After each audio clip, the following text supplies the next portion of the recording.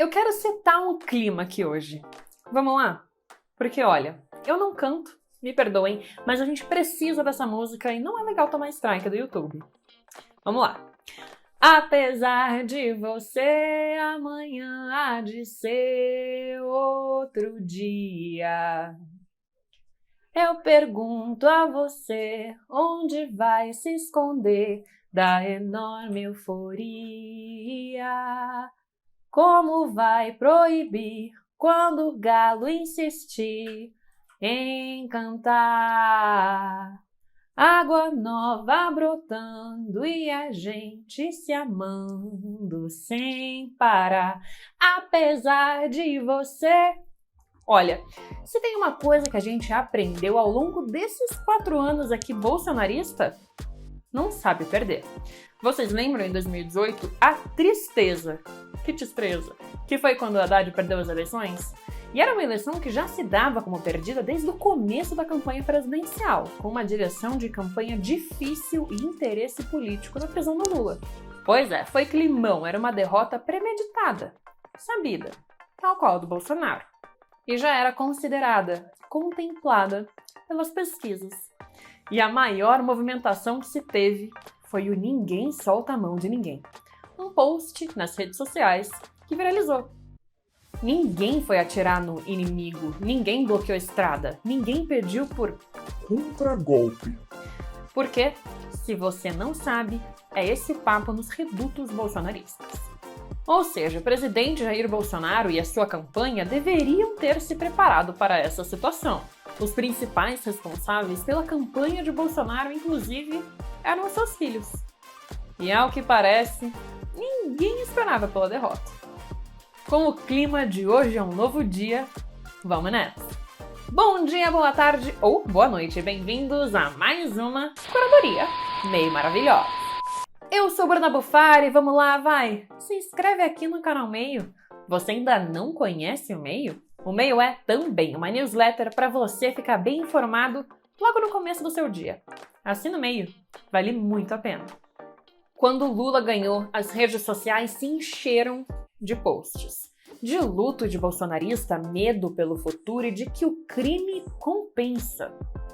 Primeiro, luto não teve até hoje pelas mais de 700 mil vítimas por morte de Covid-19 aqui no Brasil.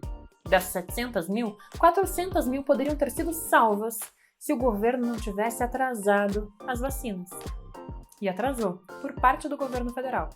Manaus com cova coletiva e Pazuello se preocupando em comprar saco preto, fazendo festa na sua casa, regada a uísque. Ex-ministro da Saúde. Teve luto? Não teve. Bolsonaro falou e repetiu. Não é coveiro. O medo pelo futuro, o medo de se tornar uma Cuba, uma Venezuela. Que medo é esse? Medo do STF, medo do TSE, medo das instituições. Medo da urna, medo do comunismo, medo da vacina, medo da mídia, medo da ideologia de gênero, medo do fechamento de igrejas, medo do aborto, medo das drogas, medo da justiça, medo da esquerda, medo do vizinho que veste vermelho, medo de cachorro virar comida, medo dos direitos humanos, medo de 60 milhões de brasileiros. É válido todo esse medo? É válido? O Lula governou o Brasil por 8 anos, o PT ficou no governo por 13. Houve uma venezuelização do país? Não houve. Nada disso existe. É um medo irracional, criado pela campanha bolsonarista, que vende, e vende bem, ganha atração, ganha vida. E por ser irracional, é muito difícil de ser dissolvido. É um medo ideológico, o medo da ideia. E é uma ideia criada pela campanha bolsonarista. Não existe, no plano de governo de Lula, uma proposta para fechar igrejas. Muitos votaram nele, apesar disso ser mentira, mas tudo bem. A desinformação vence por causa disso. E essa ideia criada pela extrema-direita para mostrar que tudo aquilo que não é extrema-direita é esquerda. É um discurso tão descolado da realidade que em Porto Alegre acreditaram e comemoraram uma suposta prisão do Alexandre de Moraes. Porque o ministro do STF, que também é presidente do TSE, e que, sejamos honestos, teve que se desdobrar em 50 para conseguir manter essa eleição de pé, seria preso. Porque para bolsonaristas, manter a eleição de pé, retirar conteúdo com desinformação do ar, prezar pelo direito de ir e vir, é criminoso. Porque vai contra a vontade deles, contra a ideia de que Bolsonaro é um líder escolhido, que garante a paz no Brasil e os protege contra os seus medos. Quer ver uma coisa engraçada? O discurso da extrema-direita pega tanto, mas tanto, que se a gente fala de educação gratuita do ensino básico de 7 anos até o pós-doutorado, acham que isso é projeto de esquerda, comunista. Mentira. Mas é projeto social-democrata. E é assim na Finlândia, inclusive, que todo o ensino é custeado pelo governo para finlandeses. E é um governo social-democrata. Não é comunista.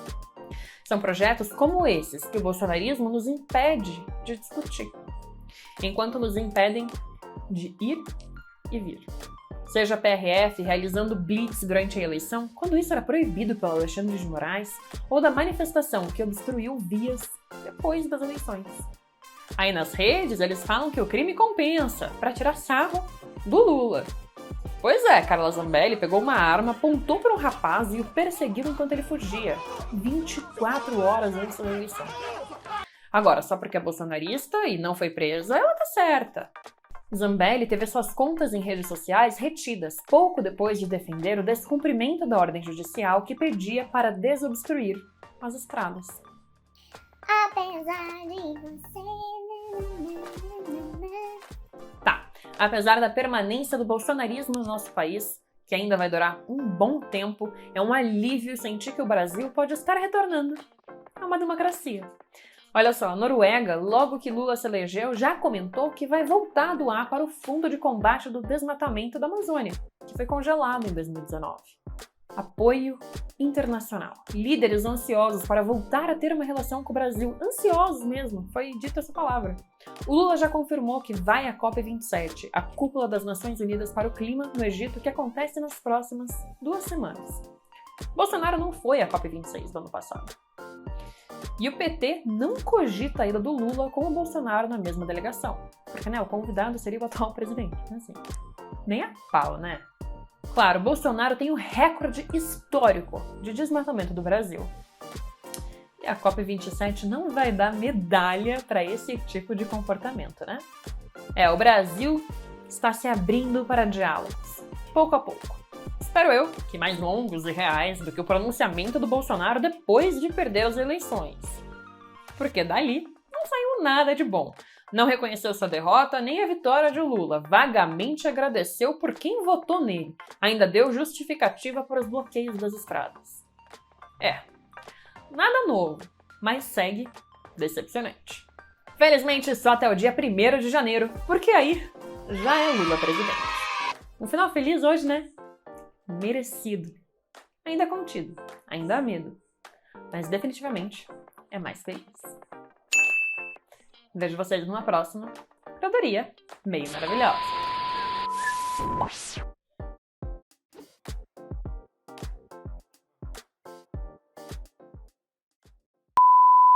Curadoria Meio Maravilhosa em dia de finados, né? Para comemorar a morte política de alguns políticos que pisaram na jaca nas eleições, né? Essa campanha presidencial. Ciro Gomes, né? Ciro Gomes, que não tá em Paris, ele foi votar, né? Inclusive, ele ficou dias sem tuitar e foi votar. Foi quando eu lembrei que ele existia. A Soraya Tronic também, né? Voltou à tona pra vomitar antipetismo nas suas redes. Então, a gente tem que ficar atento, né? Alerta a toda essa movimentação, porque essa galera vai se candidatar de novo no que vem. No que vem não, perdão, nas próximas eleições presidenciais, né? Inclusive o próprio João Amoedo, o Amoedo foi castigado por declarar voto no Lula pelo direito de ser oposição, porque assim, respeito, o Amoedo teve aí uma posição completamente democrática, e o Amoedo foi castigado pelo Novo, né? Teve aí a sua desfiliação do partido que ele custeou. 4,5 milhões dos 5 milhões que custou o partido, ele pagou do próprio bolso. Mas enfim, o próprio Amoedo criticou o discurso do Lula. Do Bolsonaro. Então o próprio Amoedo criticou o discurso do Bolsonaro, entendendo que ele era golpista e falando, olha, quem não entende que ele é golpista hoje em dia Nunca vai entender. Amoedo. Que 2022, né? E daqui a pouco tem Copa, então daqui a pouco tem Copa, aí vai ter Réveillon, né? Final de ano, aí a gente vai ter o Lula presidente, né? Kamala Harris vai estar aqui, já foi dito. Então, olha, 1º de janeiro, gente, a gente tá em novembro ainda, tá? A gente tá em novembro e eu já tô aqui, ó, já tô aqui querendo saber o que vai acontecer em janeiro. Tô mais feliz?